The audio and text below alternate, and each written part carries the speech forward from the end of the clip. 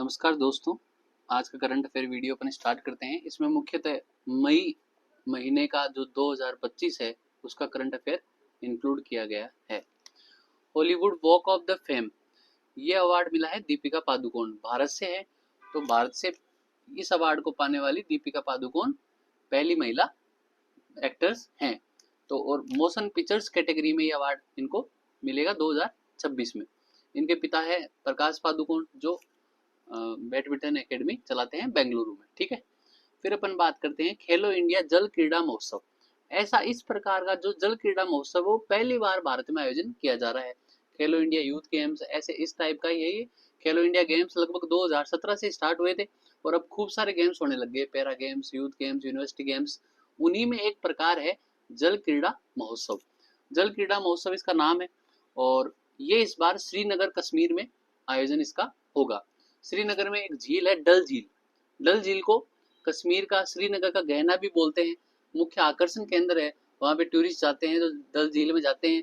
शिकारे, वहाँ पे जो नाव है, डल झील की जो नावें हैं उनको शिकारे बोलते हैं। वहाँ रुकने की व्यवस्था होती है, वहाँ अपन जाके स्टे कर सकते हैं। वहीं डल झील के ऊपर ये खेलो इंडिया जल क्रीड़ा महोत्सव का आयोजन किया जाएगा। क्या होगा इसमें? जल क्रीड़ाएं होगी। जल क्रीड़ाएं मतलब शिकारों से कोई रेस करना, कैनाइन, इस प्रकार की एक्टिविटी ये होगी। सर्दियों में ये डल झील जम जाती है, वहाँ के बच्चे यहाँ पे क्रिकेट खेलते हैं। कई बार अखबारों में, न्यूज़पेपरों में अपन को ये दृश्य देखने को मिलता है। ठीक है, क्योंकि सर्दियों में टेम्परेचर माइनस में चला जाता है कश्मीर में। ठीक है, 21 से 23 अगस्त में ये आयोजन होगा और डल झील में होगा। तो ये था खेलो इंडिया जल क्रीड़ा महोत्सव। आगे अपन बात करते हैं जो तालिबान है, जो अफगानिस्तान में वर्तमान सरकार चला रही है। तालिबान तालिबान एक आतंकवादी संगठन की जैसे था अफगानिस्तान में। इसका सफाया करने के लिए यूएसए वहां पे गया, अफगानिस्तान गया था बहुत समय पहले। ये दोनों ही देश वहां से बाहर निकल गए, तालिबान को साफ नहीं कर सके, मतलब उसका सफाया नहीं कर सके। तालिबान ने अंततः वहां अफगानिस्तान में अपनी सरकार बना ली और वहां पे एक तालिबान सरकार अभी कार्यरत है अफगानिस्तान में। ठीक है, अब क्या हुआ, रूस ने इसको मान्यता दे दी। तालिबान को रूस ने मान्यता दी है कि भाई हम इस सरकार को मान्यता देते हैं, हम इसको मानते हैं, हम इसके साथ में जो भी आगामी समझौते हैं वो डील हम करेंगे। ठीक है, और 2021 से तालिबान लगातार अफगानिस्तान का जो शासन है वो संभाल रहा है। एससीओ की बात करें तो एससीओ की फुल फॉर्म है संघाई कोऑपरेशन ऑर्गेनाइजेशन, संघाई सहयोग संगठन। ये जो मिडिल ईस्ट है, जो मिडिल वेस्ट है, और इन सब कंट्रियों से मिलकर एससीओ बना है। इसमें भारत है, पाकिस्तान है, ऐसे इस प्रकार के 10 देश इसमें हैं। तो इसका हेडक्वार्टर भी इसके नाम से ही संघाई में, संघाई जो चीन में है वहां पे इसका हेडक्वार्टर है। और इसकी स्थापना 15 जून 2001 को इसकी स्थापना हुई थी। किसकी? एससीओ की। इसमें कौन है? 10 पूर्ण सदस्य हैं अभी। उसमें भारत है, पाकिस्तान है, ये 2023-24 में बने थे, रूस है, चाइना है, ईरान है, कजाकिस्तान, ये जो मिडिल वेस्ट के जो कंट्री है, कजाकिस्तान है, किर्गिस्तान है, ताजिकिस्तान है, उज्बेकिस्तान है। बस इसमें तुर्कमेनिस्तान नहीं है। तो ये सारी कंट्रियां हैं। इसके साथ में जो नवीनतम कंट्री अभी बनी है इसमें एससीओ में, नवीनतम कंट्री जो शामिल हुई है पूर्ण सदस्यों में, वो है बेलारूस। ठीक है, अब इसके मंत्री स्तर की जो मीटिंग होगी वो भी संघाई में ही होगी, जहां पर इसका हेडक्वार्टर है। ठीक है, ये एससीओ के बारे में कुछ बातें हैं। एससीओ का उद्देश्य क्या है? जो भी ये मिडिल वेस्ट वाला पार्ट है, चीन, रसिया, भारत वाला जो पार्ट है, इस क्षेत्र में आतंकवाद, अलगाववाद, उग्रवाद जैसी घटनाओं पर रोक लगाना, व्यापार को बढ़ावा देना, आपसी क्षेत्रीय सामंजस्य बढ़ाना, क्षेत्रीय शांति लाना। भाई चीन और तजाकिस्तान, भारत, पाकिस्तान, ये सब कंट्रियां हैं, इनके बीच में शांति स्थापित करना इसका मुख्य उद्देश्य है। वह इन सब कंट्रियों को एक सांस्कृतिक व सैन्य सहयोग प्रदान करना। सैन्य सहयोग कैसे करते हैं? खूब सारे रक्षा एक्सरसाइज विभिन्न देशों के बीच में द्विपक्षीय, बहुपक्षीय एक्सरसाइज होते हैं, उनसे सैन्य सहयोग मिलता है। और सांस्कृतिक सहयोग, एक दूसरे की संस्कृति, रहन सहन से में भागीदारी इनकी रहती है, उससे सांस्कृतिक सहयोग मिलता है। कृत्रिम वर्षा की अभी बात करें तो अभी जयपुर में जो रामगढ़ बांध है वहां पे कृत्रिम वर्षा हुई। तो कृत्रिम वर्षा को क्लाउड सीडिंग भी बोलते हैं। और एजीआई, सिल्वर आयोडाइड, आप याद रखना, सिल्वर आयोडाइड, एजीआई, ये तत्व कृत्रिम वर्षा में काम में लिया जाता है। इसके साथ में ठोस शुष्क बर्फ, ठोस CO2 मिलाकर ये कृत्रिम वर्षा की जाती है।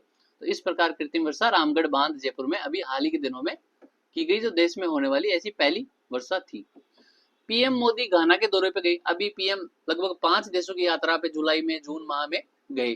घाना, त्रिनाद टोबैगो और इन ब्राजील है, नामीबिया है, इन सब देशों की यात्रा में अभी पीएम गए हुए थे। और पीएम को घाना जब गए तो घाना का जो सर्वोच्च सम्मान है, the officer order of the star of घाना, ये अवार्ड पीएम मोदी को वहां के सरकार के द्वारा दिया गया। ठीक है, अब अपन बात करते हैं अनिल मेनन की।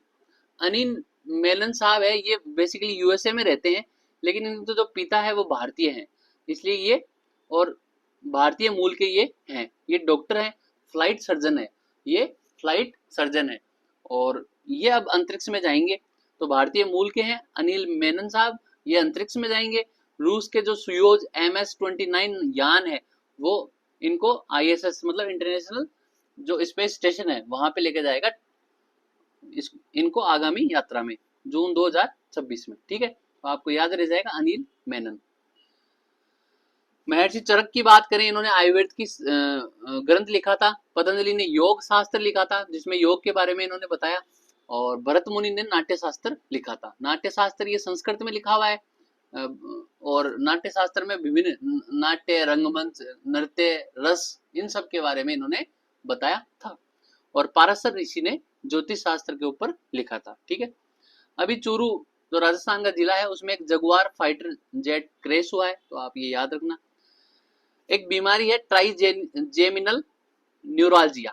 ट्राइजेमिनल न्यूरालजिया, इसको सलमान खान वाली बीमारी बोलते हैं। सलमान खान को ये बीमारी काफी समय से है और इसमें क्या होता है, जो चेहरा होता है उसमें एक साइड में बिजली के झटके से महसूस होते हैं, बहुत तेज दर्द होता है।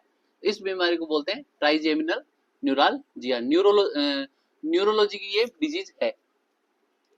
अमरावती की बात करें, अमरावती आंध्र प्रदेश में है। अभी क्वांटम वैली इसको बनाने जा रहे हैं, क्वांटम वैली बनाने जा रहे हैं। उसमें क्या होगा, 2029 तक $1 अरब का निवेश जुटाना होगा और वैश्विक क्वांटम प्रौद्योगिकी केंद्र बनाया जाएगा। किसको, ये सुपर कंप्यूटर, इन सब की स्थापना की जाएगी, इन सब पर कार्य किया जाएगा। एक एरिया फिक्स कर देंगे अमरावती में, उसको क्वांटम वैली बनाया जाएगा। अभी शिशुओं के लिए, छोटे बच्चों के लिए पहली मलेरिया की दवाई बनाई गई है, कॉर्टेम, और ये नोवार्टिस ने बनाई है। कॉर्टेम नाम की दवा मलेरिया की। मलेरिया परजीवी से होता है, प्लाज्मोडियम उसको बोलते हैं। और मलेरिया जो उसमें जो मच्छर होता है, मादा एनोफिलीज मच्छर होता है।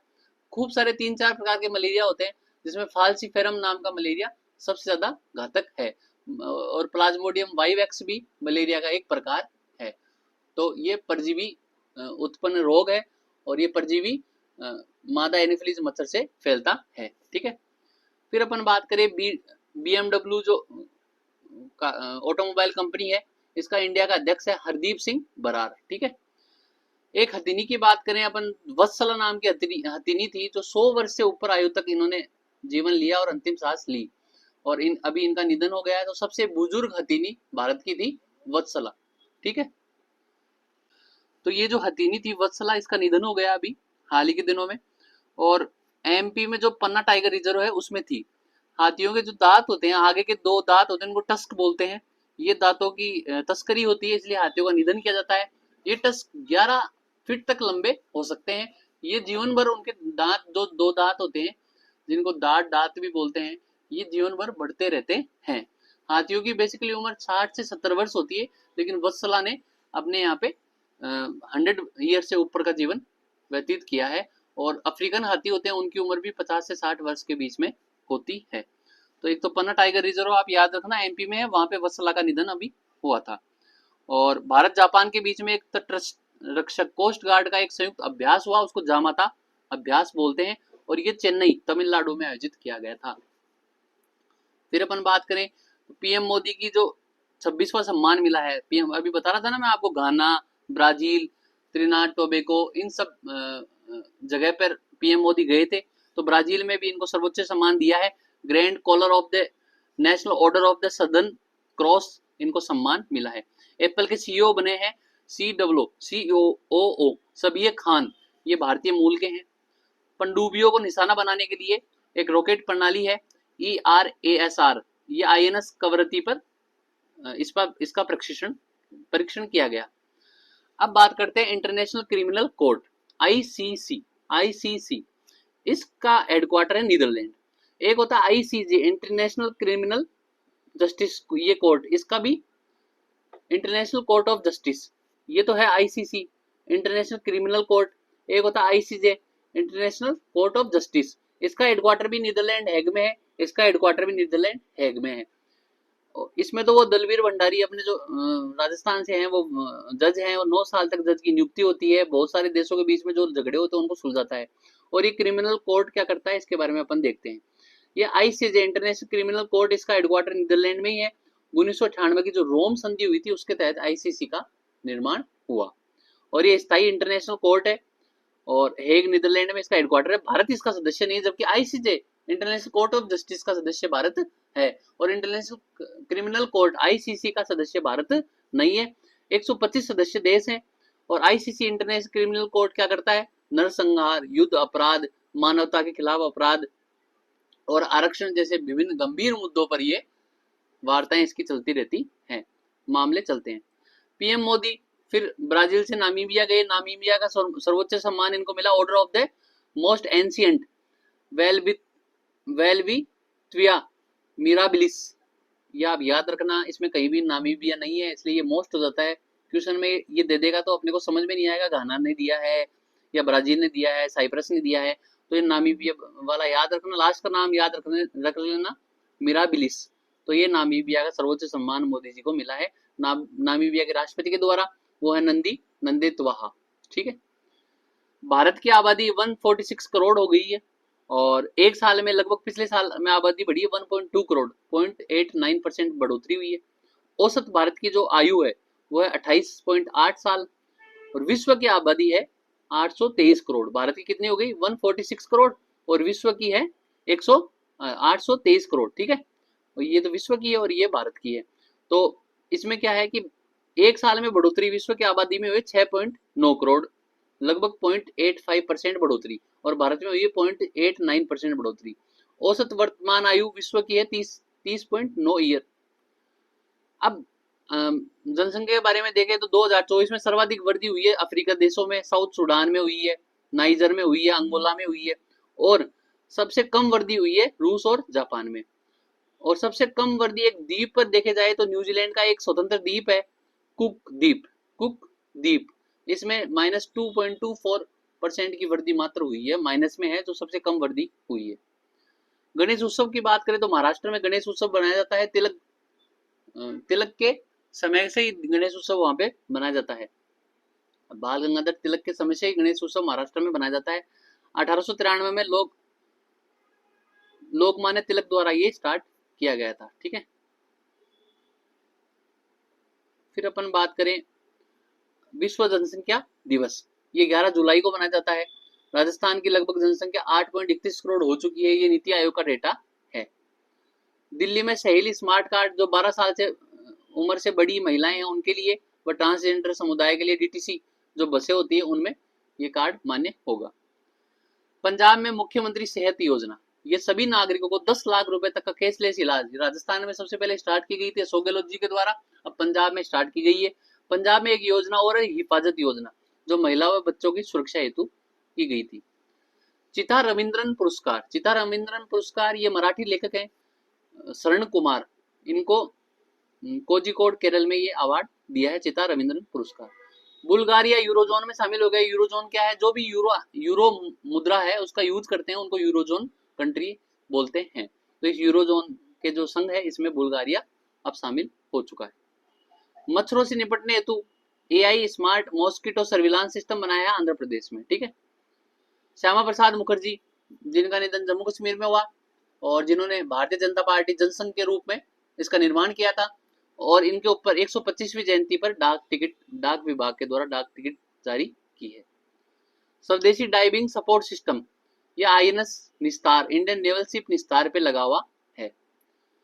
जनगणना के बारे में बता रहा था, राजस्थान की 8.31 करोड़ हो गई है जनसंख्या, भारत की लगभग 146 करोड़ हो गई है, जो पूरे विश्व में पहले स्थान पे है। तो जनगणना के बारे में देखते हैं।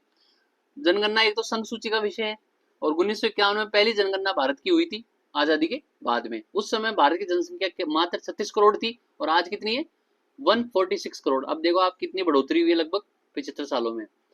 1952 में जनसंख्या को नियंत्रण करने के लिए राष्ट्रीय परिवार नियोजन कार्यक्रम लाया गया योजना आयोग के द्वारा।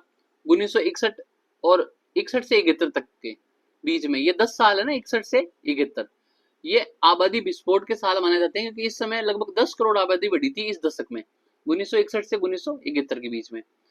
फिर 1900 जब वो आबादी बढ़ी तो 1976 में पहली बार राष्ट्रीय जनसंख्या नीति का मसौदा तैयार किया गया कि भाई भारत की जनसंख्या बढ़ रही है, अपने को जनसंख्या नीति पर कुछ नीति बनानी चाहिए। फिर 1975 से 77 के बीच में जब इंदिरा गांधी प्रधानमंत्री थी, आपातकाल लगा था, उस समय नसबंदी अभियान चलाए गए पूरे देश भर में और लगभग 60 लाख पुरुषों के नसबंदी की गई। फिर 1978 से 94 के बीच में बात करते हैं तो इसमें जन जागरूक अभियान चलाया गया कि बच्चे दो ही अच्छे टाइप के नारे लगाए गए, परिवार छोटा सुखी परिवार, ऐसे टाइप के नारे लगाए गए। और 2000 में नई जनसंख्या नीति पहली बार भारत में लाई गई। उसका टारगेट था टीएफआर को 2.1 तक लाना, क्योंकि उस समय 2000 में टीएफआर थी 3.35 और हाल ही में टीएफआर लगभग 1.9 तक आ गई है। मतलब टीएफआर भारत की टोटल फर्टिलिटी रेट है, पर परिवार बच्चों की संख्या वो कम होती जा रही है। और 2023-25 में बात करें तो दुनिया की सबसे आबादी वाला देश भारत बन गया है 146 करोड़ के साथ में। दामोदर नदी को बंगाल का शोक बोलते हैं, पश्चिमी बंगाल में बहती है, हर साल भीषण बाढ़ आती है और अभी भी पश्चिमी बंगाल झारखंड में कुछ दिनों पहले वहां पे बाढ़ आई थी। न्यूजीलैंड की बात करें तो महिलाओं को वोटर संसदीय चुनावों में मतदान करने का अधिकार पहली बार 1893 में न्यूजीलैंड में दिया गया। NH-44 की बात करें जो श्रीनगर से कन्याकुमारी, कन्याकुमारी तमिलनाडु में है, श्रीनगर से कन्याकुमारी का जो मार्ग है वो NH-44 है और इधर सिलचर से आसाम का जो रूट है वो NH-27 उसको बोलते हैं। तो NH-44 है और भारत का सब